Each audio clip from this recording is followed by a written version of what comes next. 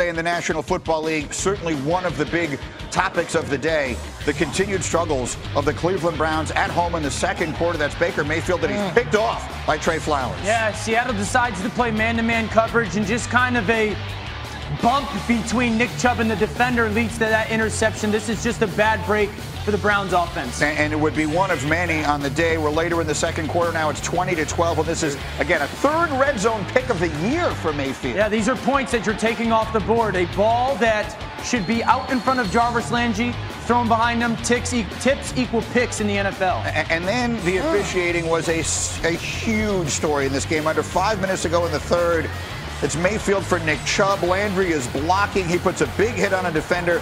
The officials call an illegal blindside block. Landry can't believe the call. Mayfield can't believe the call. After the game, Baker Mayfield had this to say. The refs are never an excuse, and I'll probably get fined for saying this, but it's pretty bad today. I mean, the guy's squared up with him, running at him. He's lowering his head into Jarvis. What's he supposed to do? Avoid him? I mean, this isn't bullfighting. I mean, I don't know. It takes me off. Okay, Rex, what'd you make of that? No, I agree. The officiating was absolutely horrendous in that game. But Baker Mayfield, man, a game like that, you just threw 3 picks. How about you take some ownership? Quit deflecting it. Sit back and say, you know what? I have to get better in the thing. I like the way he started. Said it, should never be an excuse. Right. I have to get better. End of it. You're a quarterback. When it goes bad, say I. Just like a head coach would say, I have to look at this. I have to get better. He needs to do that. And when it goes well, it's we. He does just the opposite. When it's going bad, he's talking about we need to do this or pointing to the officials. And then if it's going good, it's I. You got it backwards. I wasn't going to say another word, but I better not. I got you. Okay, that's a good point, and that's fair. Let's talk about the officiating, though, because it clearly was a big topic, not just in this game, but around the sport yesterday. Yeah, I mean, you look back a few years to the replacement refs when there was a lot going on. Everybody was like, this can't be the norm. We have to get this fixed. This year, it feels like we just have a bunch of replacement refs. Somehow, it has gotten worse than it's ever been. And I like to find the root of these things. Yeah. I'm a deep digger, a person that likes to find out why things are happening.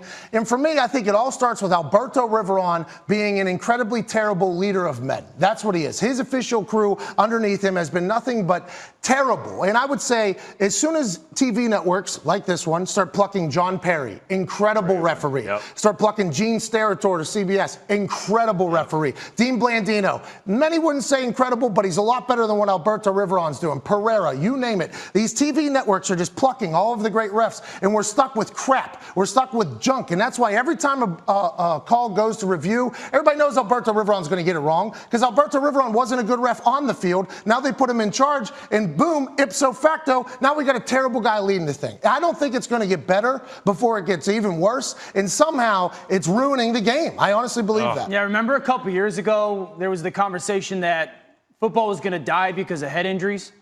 It's not.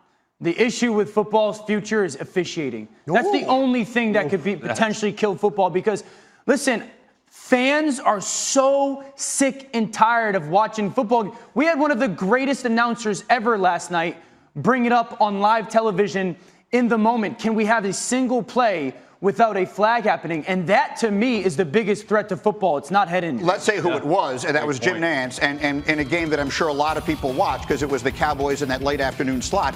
And there was a sequence in which there were 6. I know that guy. I'll see him in the rest of my life. I will see that official's face in my sleep for the rest of my life because he was on television more yesterday than Sam Darnold and Dak Prescott combined. They called penalties on 6 consecutive plays on the big drive of the game, and it feels as though there is and if you watch around the sport yesterday, it feels as though there is an emphasis on calling everything. And I'm not sure who it is that thinks that's what we as fans want, but they need to rethink that. They made some very interesting games yesterday difficult to watch. Greeny, you're there to protect the players.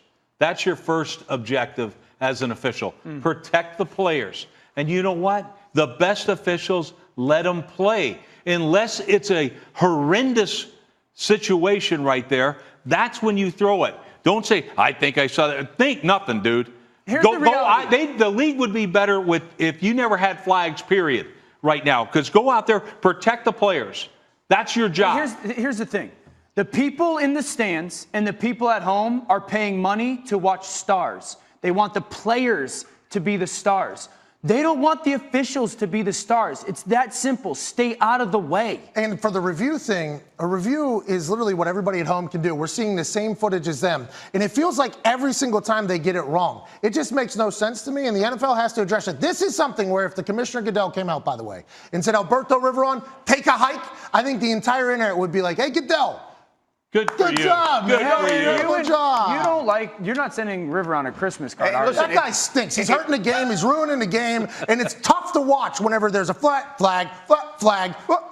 It's just terrible. It's just all crap. It's a bunch of junk, if you ask me. All right. So, listen, I actually agree with your sentiment. Let's go, however, to a very important game in the NFC West yesterday. Elle. That's right. It was certainly an example of two NFC West rivals going in opposite directions. The Niners and the Rams. Opening drive of the second half for the Rams. Jared Goff pitches to the rookie. And Darrell Henderson, he commits the cardinal sin. He took his eyes off the ball, Coach.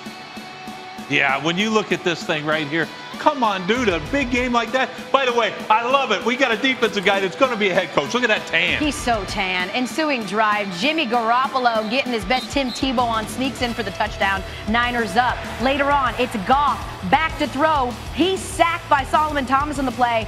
49ers lead 20-7 No, after that's the first play I've ever seen that kid make, but great job. There's a first for everything, Coach. There's also a first for this. Did you start Jared Goff in your fantasy? Yes, I did. 1.1 point, and I'm mad about it.